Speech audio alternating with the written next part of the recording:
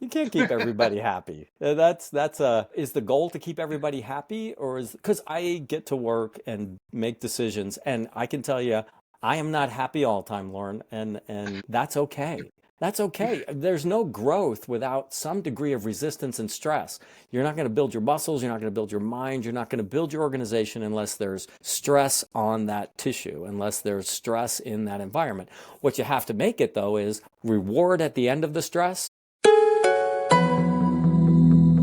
Hi, I'm Lorne Rubis, the host of Culture Talks, where we talk to next gen leaders about how they're helping address the world's toughest problems and to build better workplaces. And today I'm delighted to have as a guest a dear friend and a very admired colleague, Dave McCauley. And yeah, the feeling's totally mutual. Dave and I have had a chance to work together in the past. It was my privilege. I learned so much from him. He's currently the managing partner of a mid-sized private equity firm called Telio.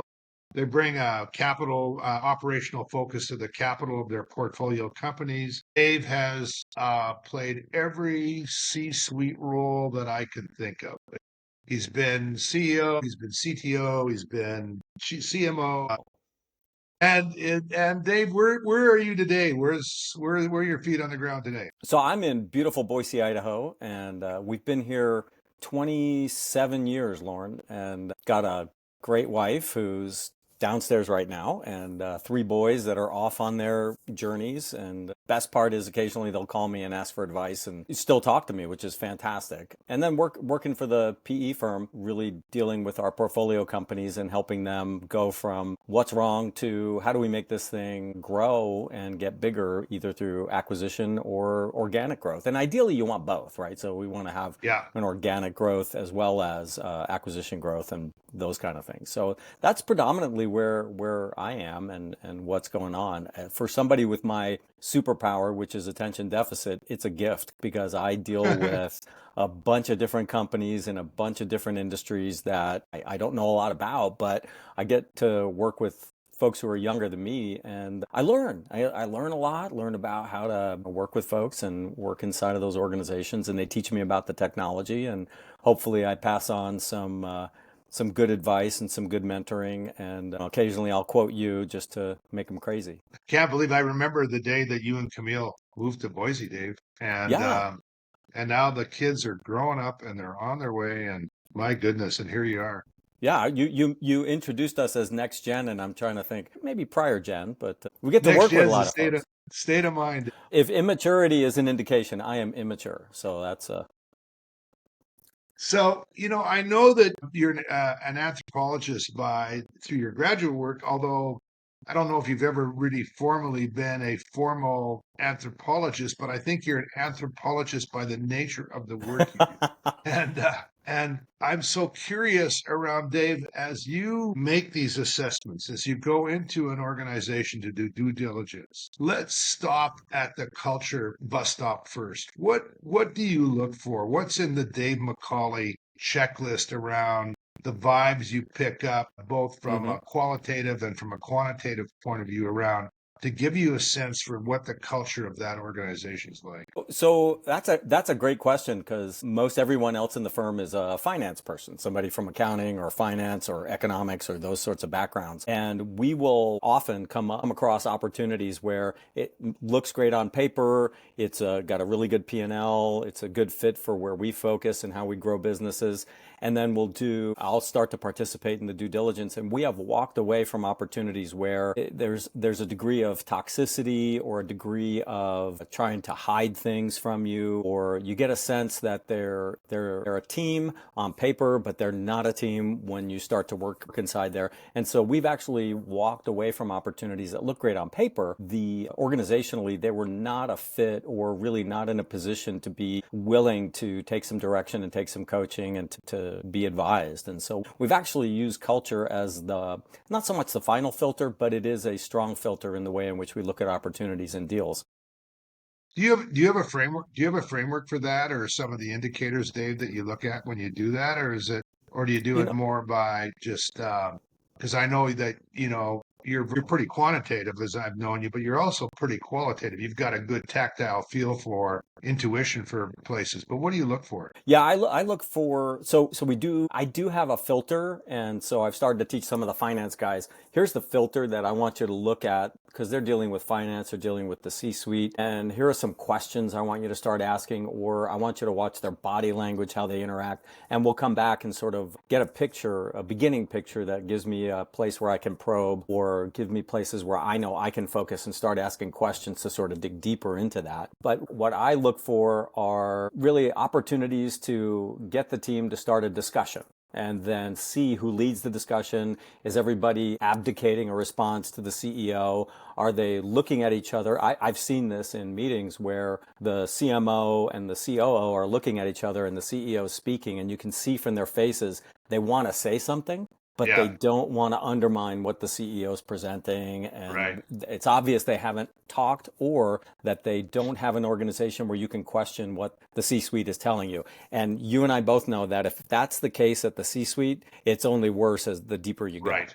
And so Yeah. it's a leading indicator that there might be some concerns. I like to look for things where they tell me, you don't need to look over here. This part of the organization is great. This one's awesome. It's like don't pay attention to the man behind the curtain. Yeah. This part of the organization's great. Or places where they say, all we need is a little bit more investment, and this is where we need to focus, and this is where we need to build. Because one can be where their egos are lined up, or where their particular thing that they're enamored of is where they want us to focus. And then the other is, oh, there's something there. If they tell me not to look there, that's going to be one of the first places I look. Hey, Dave, if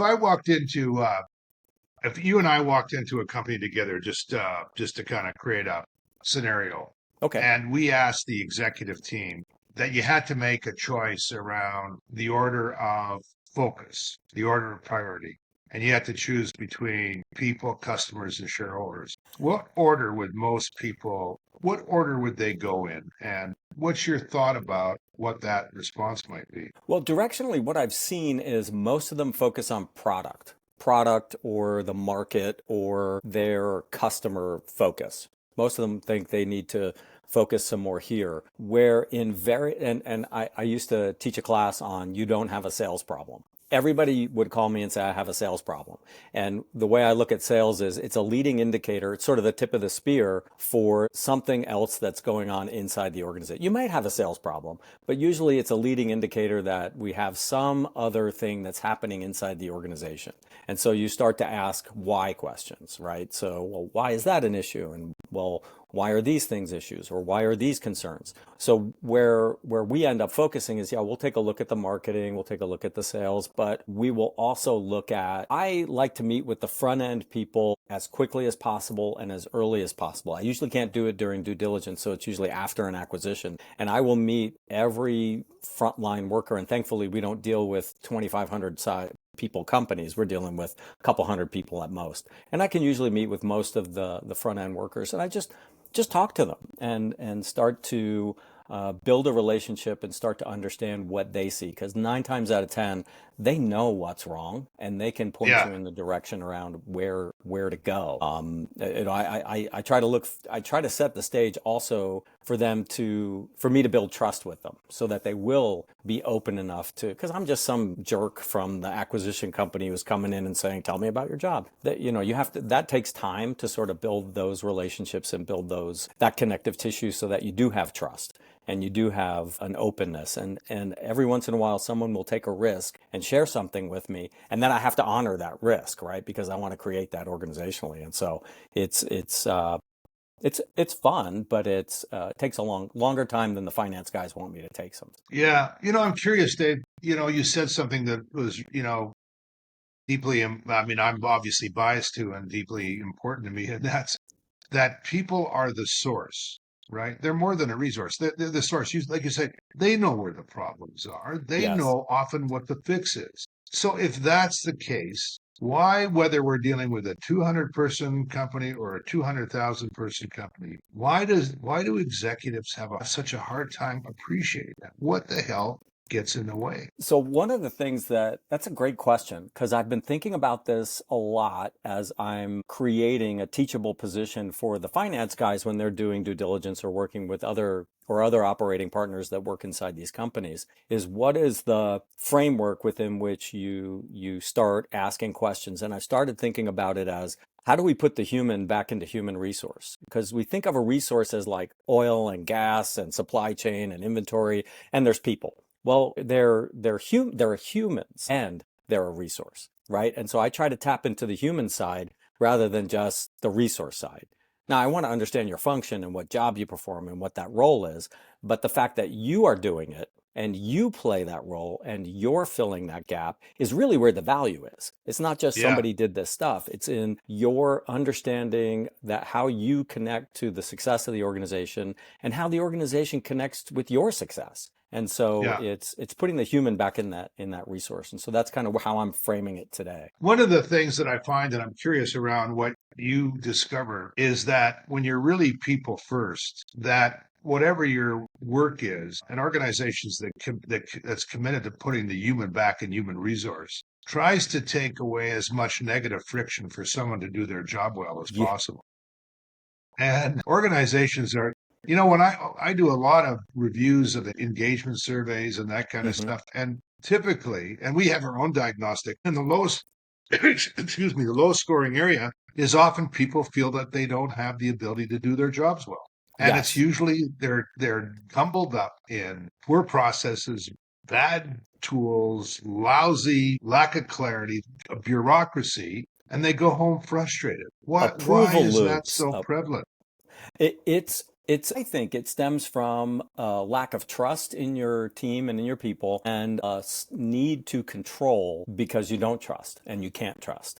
And so often I'll fill a C-suite role just because they don't have an executive or that executive has left or for whatever reason. And sometimes I'll fill that role and the hardest thing I have to do is help people see that I'm going, I approve. Let's just say in advance, I approve. Now you do what you think is in the best interest of the company, the customer, the company, and your teammates. And I trust you.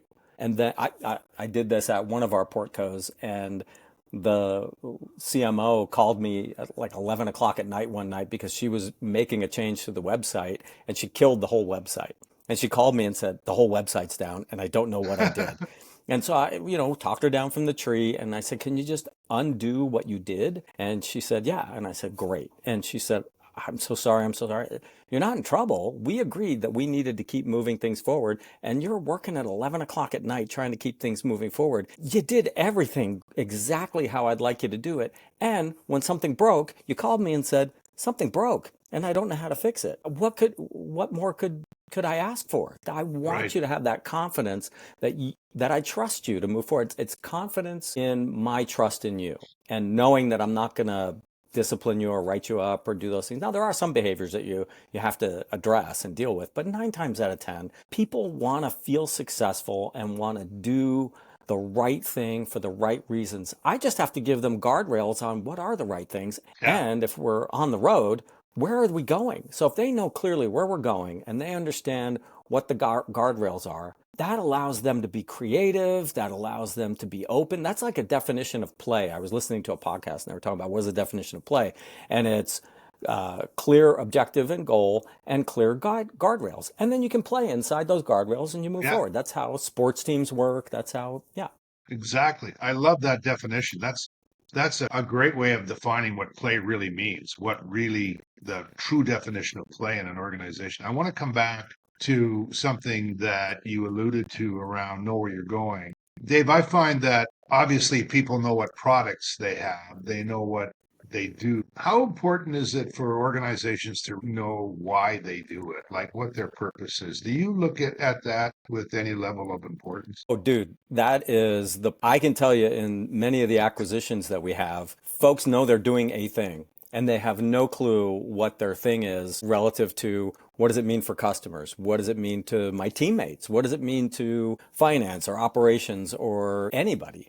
And so we like to come in and say, as a PE firm, and we talk to the whole organization, as a PE firm, these are our objectives. This is our goal for you. And here's where we want to point things by the end of the year so that everybody's clear on what's going to happen, directionally where we want to go. And then it's up to them and their leadership team to figure out what are the steps necessary to achieve that objective in the first year and then 3 years and those kind of things. And that sort of clarity, I can tell you, I've not had a single person come to me and say, we've never done this before. Oh my gosh, I've never had a meeting like that. We acquired a company recently that's been around for 20 plus years, and the frontline folks for the first time are participating in the strategic planning. And there's only like 50 people in the company, so it's not like it's a logistical nightmare. And it's remarkable the sense of ownership, the sense of commitment. And I was in a meeting with this team I'm sorry, I'm just rambling, but I was in a meeting with the team when we're going through this strategic planning, and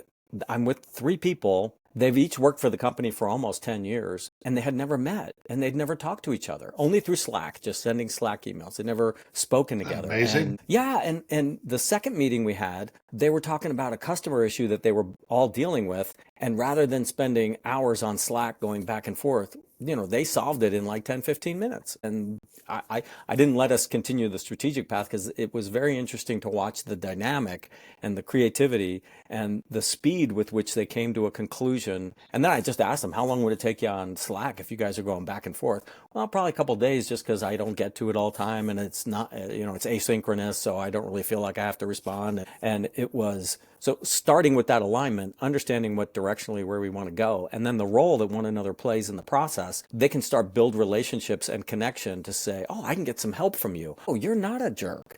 Sometimes people are short and terse in their chat responses, and you're not a jerk. You're just busy. So anyway, knowing that direction, understanding that direction, and more importantly, knowing the role that I play in helping the organization achieve that objective is incredibly important. I think of that as caring for the folks inside the organization, caring enough that the role you play is important enough to help us achieve that goal, and then help you build that connective tissue. Yeah, if not, then people essentially play a transaction role, and all they do is activity, and that may or may not be meaningful, but they may And it hurts your work hard at retention. it, And it hurts your right. retention. You don't keep superstars who don't feel like they're part of something better than themselves, right? We all want to be part of something great. I think we all want to be I part of do. I something agree with greater that. than ourselves. And Yeah. if you can make that connection between what I do and something greater than me, man, people will chew through walls for me if I can make that connection. So when you talked and described watching the behavior of a top team and whether people are going to say something or not, right? They were kind of hesitant, right? You start to wonder if there's, and I mean this definition in the best sense of the word, psychological safety there. If there's the ability to really speak up and show up, and of course it's a little bit complicated because you've got a PE firm there, which makes it a little bit different. But Yeah, nevertheless, it's like dating. They're all on their best behavior. They've cleaned yeah. up, Yeah. But how, like this idea around psychological safety, the research says that it's really important that it's necessary that one team, the team that had the best teams, all the research have a lot of psychological safety. But then you've got, Elon Musk, who is out there and says psychological safety is bullshit. It's all Yeah. just mamby-pamby stuff. And where's my chainsaw? And and I want to be respectful that Elon Musk is a creative genius, obviously. However, a lot of leaders take their cue from that and go on. If Yes. Elon doesn't have to do it, why do I care? And what's your take on that? I mean, what's the real world, real hard nosed PE take on it? Honestly, if you were Elon Musk, you wouldn't need a PE firm. I mean, if you were as successful as him and a genius, you wouldn't need us. I kind of look at it like he can afford to have the fallout and the lack of retention, and we often cannot. And I don't think everybody who is needed inside of every organization needs to be as cutthroat or as aggressively focused in that way of driving down every cost or every expense or all those things. I don't think that's a healthy environment, nor do I think that that's a long-term success environment. I can't assess how long his companies are going to last or his businesses are going to last, so I don't know. And I agree with you. I think he is a creative genius and a marketing genius, and I have learned a lot in the way in which he and people like Bezos go about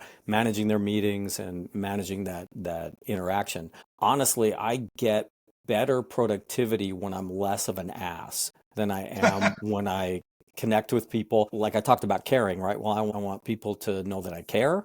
I want folks to know that I care enough to show up on time and be on time, that I'm consistent, and I want them to know that I'm competent, but I also know that they are competent. And my job as the leader is to uncover those areas where they are incredibly competent and then create an environment where they can thrive and demonstrate that competence and that Yeah. performance. I prefer the notion of building a community that is supportive of one another in the achievement of an overall objective, rather than a series of individual contributors who are combating with each other as well as combating with the competition that's outside. I don't enjoy those environments, and what we've seen in our firms is what we look for are those individuals who are that kind of aggressive, toxic, and those folks are the ones that end up no longer being with us because they Yeah. actually hurt the driving of the organization. We've got one of the portcos I work with where we've done a lot to change the culture. And I was at a meeting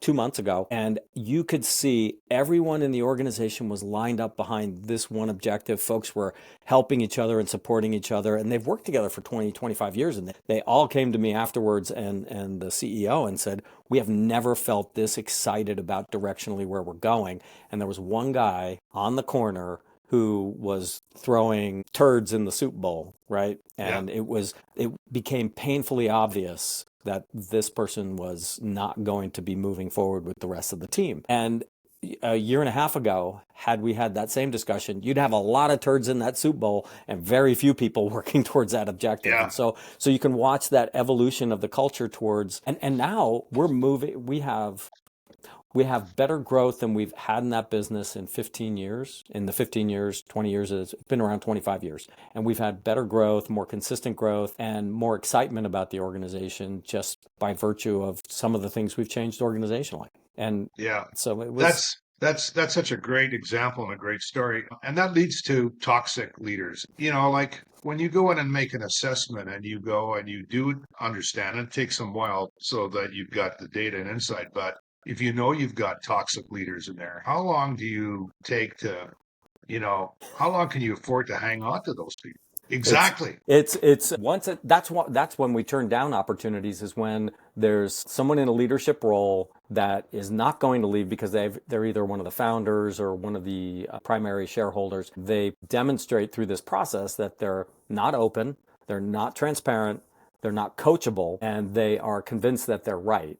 Those are ones that we walk away from. And then when you're after the acquisition, because people, like you said earlier, right? It's like dating. When they're on their best behavior and all of a sudden you realize this guy leaves his socks on the floor, he smells bad, and he talks rude to my mom, I can't continue this relationship. When those folks start to be who they are, then as soon as we identify those things, we look for risk relative to, and 9 times out of 10, there's no risk internally of people following them or going off with them because everybody knows that this guy's a jerk. Right.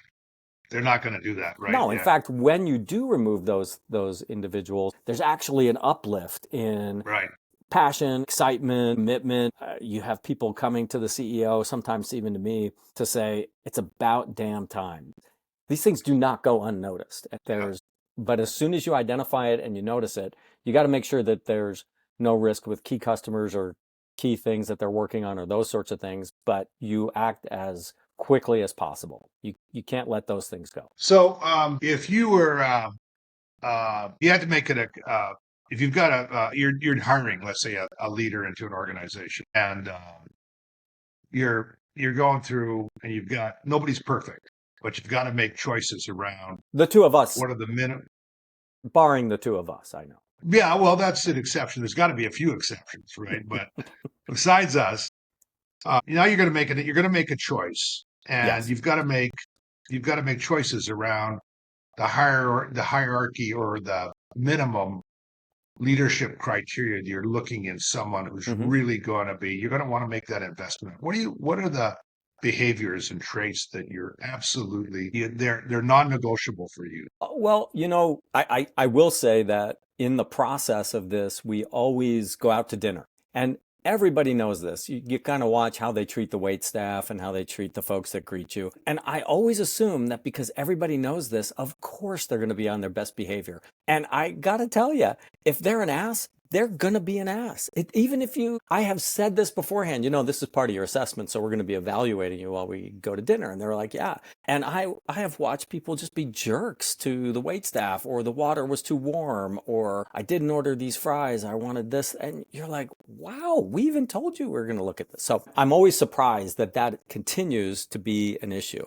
But what we look for are opportunities where, how do they receive feedback? How do they accept feedback? How open are they to feedback from below as well as above? We kind of ask them, how do you get an understanding of this business and this operation? And if they talk about spending time inside of the numbers and the metrics, and not, I'm going to go meet with this person or meet here. So we try to assess how they will go about understanding the organization and whether or not they're willing to take some feedback. We also try to, if somebody has an interview with the candidate and comes out and says, they were great here, but here are some things I'd like you to dig into. So we're constantly iterating on our interview questions to make sure that this is a good fit and this is going to be a good person to help lead this organization. It's not, we hire slow and fire fast, right? That's kind of the aphorism. Yeah. But what we're looking for is someone who has openness and is willing to help create a team environment, and whether they've done that in the past or they demonstrate that in working with us. And I also like to hear the questions they have.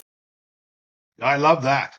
How good our listeners are, what kind of questions, what kind of insight, how much, just going back to this simple, isn't that true, Dave, around the dinner test, around how crazy that is?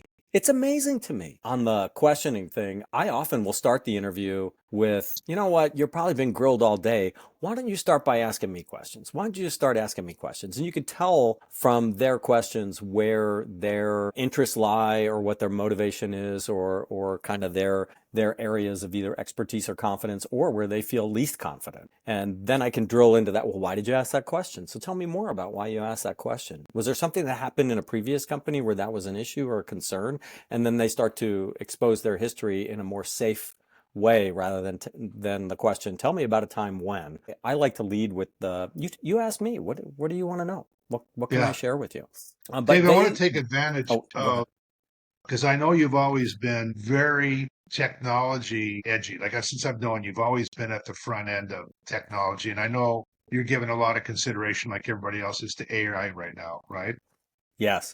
And I have this view that peer-to-peer power is really important, that the best teams coach each other. But I'm adding with it is I'm adding peer-to-peer to include peer-to-machine. Yeah. That I'm looking for people that can work with machines, that can interact. I'd love to get your perspective on that, whether you share that, whether you think that the emerging leaders need to be as savvy around building, teamwork and peer-to-peer and collaboration, and also how to integrate AI and machine learning and machine collaboration. That's something we talk a lot about in the firm, both across the portfolio as well as in the individual portfolio companies.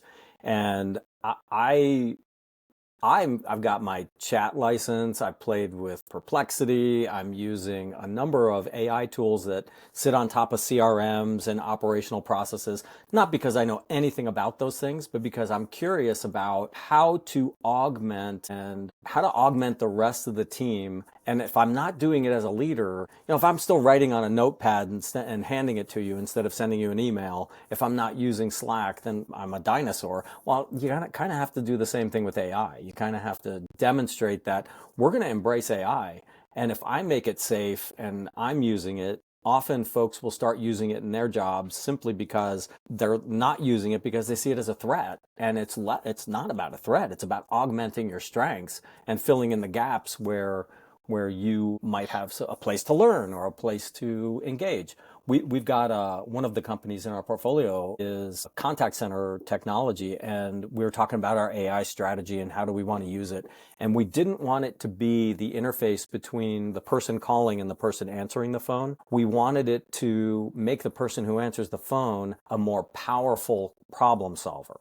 And so it was less about how do I make your journey faster, because that doesn't improve customer experience. What improves customer experience is that when I do talk to a human, they're able to solve my problem on that first call. Right. And so our AI strategy is not put a bunch of bots in front of the decision-making process, but put the bots in front of the agent so that as the bot's listening to the phone call and as they're looking at the transaction, the information that the agent needs is coming up on the screen so that they can be empowered to answer the question. So we focus the AI tool on empowering the agent, not on simply making your call from 4.5, because I love looking at this metric. Your call isn't 4.5 minutes, it's 4 minutes. So now we save 30 seconds and that saves me X amount of dollars. But if I can, what we've learned is if we can solve your problem and a human solves that problem, your customer experience goes way through the roof. And my experience as an agent is I solved the problem. Oh my gosh, this is awesome. And it becomes, I am better because of these tools, not I'm being replaced by these tools. You just gave an absolutely perfect example. And I know your history around call centers and everything else. A perfect example around being people first. If I am given the tools and the ability to solve a problem for another human being, my day's pretty good. Yes. My day's pretty good. If I am frustrated by rules and procedures and it's not my job, I can't do it, then my day's miserable because all I'm doing is putting people off every day. And pretty soon it's a massive human resource retention issue because no one wants to do that kind of work for a long period of time. Exactly. No one, I don't know anyone who's gone to college and said, you know what I want to do is sit in a cubicle all day and answer pissed off phone calls. I just haven't run into that special person. But being a problem solver and feeling successful at my job and AI is helping me be more successful, that's my buddy, that's my partner, that's my thing. So yeah, that was one of the reasons we acquired this contact center solution. Was their whole mission was agent first. Because if you put the agent first, customers are happier, performance is better, retention is greater, you get growth opportunities for all those things. And then AI started to come in and they were like, oh my gosh, this is, how do we augment the agent?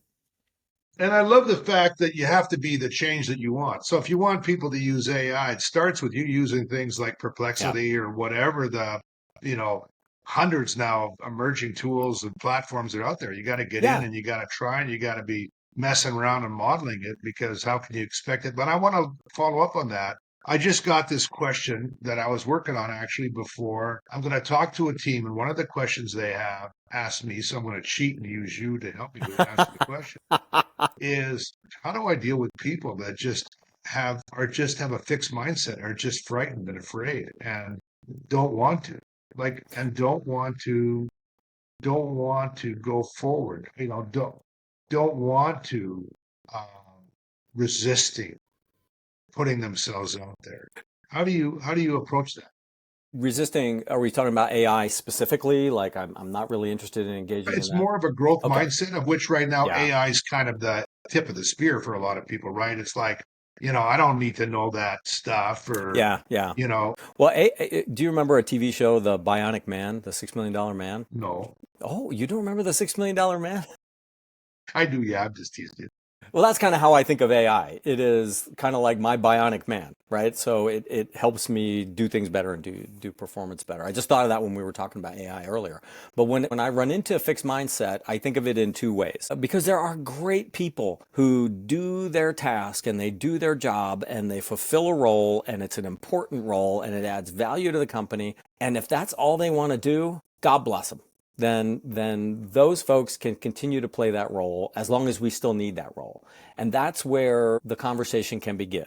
That what you're doing is important. What you do is fantastic and it helps the company move forward. And the fact that you do it is of value to the organization because you have a lot of experience and you know those things. And I think you can do more. And I am here to help you do more. And sometimes they'll say, no, I'm not interested in doing more, and that's fine. But then you need to be clear on the risk that they're putting themselves in. Exactly. The high risk is that job's going to go away.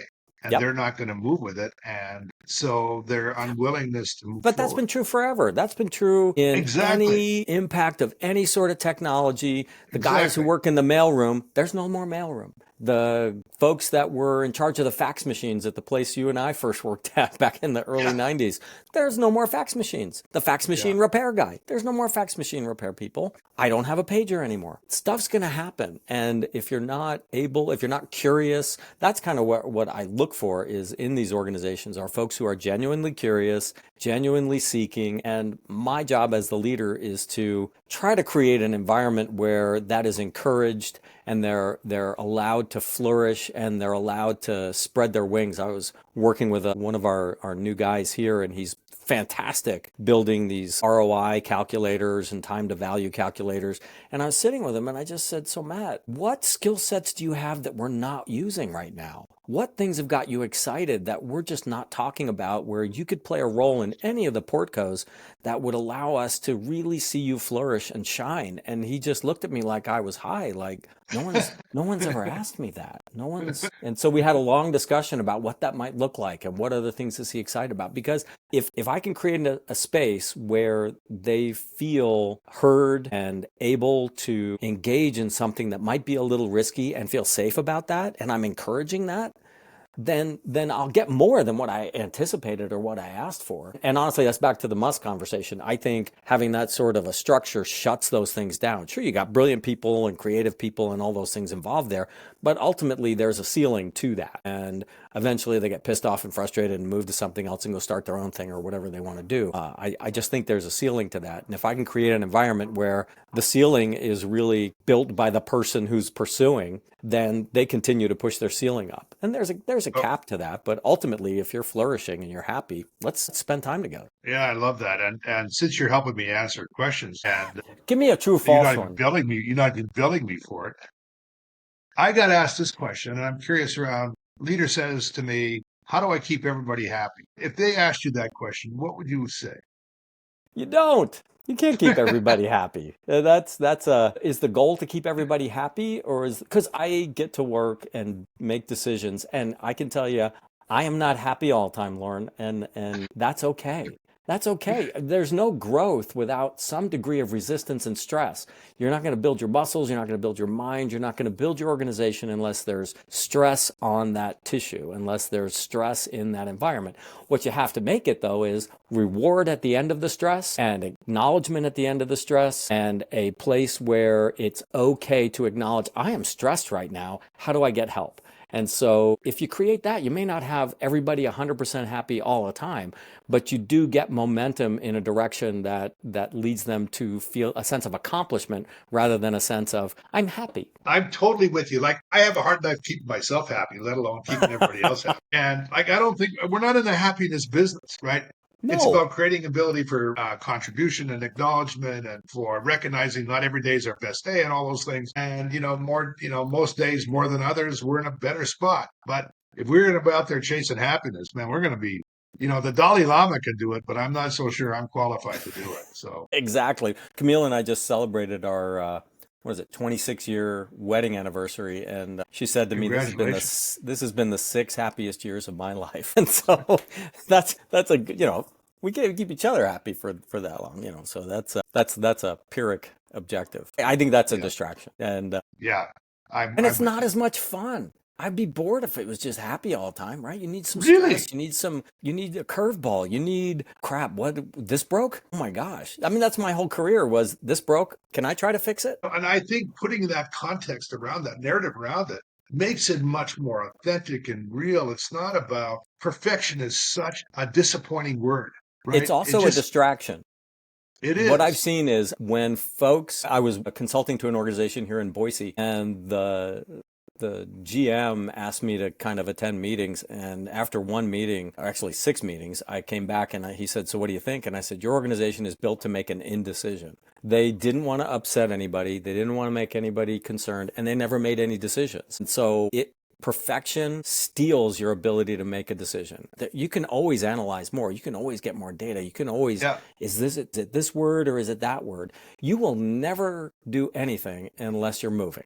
And so make the best decision you can make as quickly as possible, and then make the next best decision based on what you learn from that first decision. Dave, I could talk to you for hours and as we go to wrap up here though, I do want to sort of make this quite personal for a minute in a sense of I love you, Lorne. when I love you, when Lorne. you've been when Dave, when you've been at your when you've had your worst, when you've been at your when things have been the lowest, when things have been the hardest, what have you noticed about that? And then when things have been at their best, when you feel like you've been at your best, what are the distinguishing differences around those two environments for you? Wow. I'm thinking about the lowest, but I try to build hindsight in advance, right? So if I'm in a low spot, I know I've been in low spots before and I've gotten through it. And sometimes things are better, sometimes things just stopped hurting. And Yeah, both of those things are true and I'm okay. And my wife still loves me and the dog still loves me and my kids yeah, call me occasionally, that kind of thing. yeah. But I try to think about if I'm in that moment, this is much like I coach the portfolio companies as well. I have confidence that I know I've not seen exactly this instance, but I've seen similar instances and it's going to be okay. We can It's get gonna through be okay. this.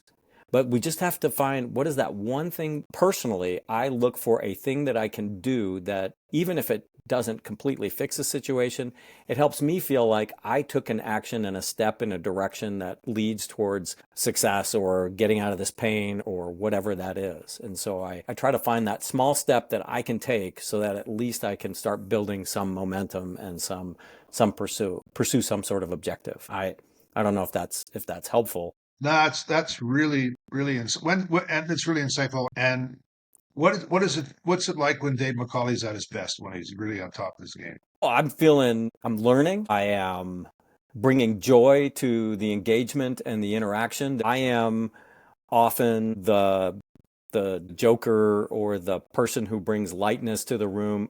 This is my ego talking, I guess. Who brings humor to this is an issue or this is a concern. How do we not make this so dark and start being creative around finding a resolution? So I'm bringing joy to the interaction. I'm learning about something and being curious about things, which is why this is a great gig for me because I get to learn. I don't know what that company does, but I'm sure as hell going to learn it and we're going to do some Yeah, things. It'll be fun. And yeah, guess what? We're going to screw up and it'll be okay. And yeah, those are the times when I feel best. And when I'm working with folks who where I can add value and then I can see that they are taking action on that value and where they feel comfortable to say, "Hey, I need more of this," or "Can you help me with this?" or that's the thing that juices me up. That's the thing that gets me going. That's the thing that gets me very excited is working with folks who are equally curious and equally excited about learning and engaging. Because that's the thing for me. It's not about money or any of that stuff. Money's important, but it's not. I'd much rather have fun than and learn than anything else. well, it's one of you have many superpowers, but one of yours is to bring incredible joy to people and to see humor in things that sometimes need that angle. And at the same time, you are one of the handful of people that I've known, Dave, that people would run through a brick wall for you. I mean, they love working with you, for you, around you, and that is such a legacy that you have. I want to That's thank you for very bringing your kind. insights. That's Well, it's very very kind, Lynn. true. It's very, very true. It's like I admire you so much. Thank you for bringing your insights to Culture Talks. I'll talk to you soon, Dave. Love All you, right. I brother. love you, Lauren. Say hi to the family.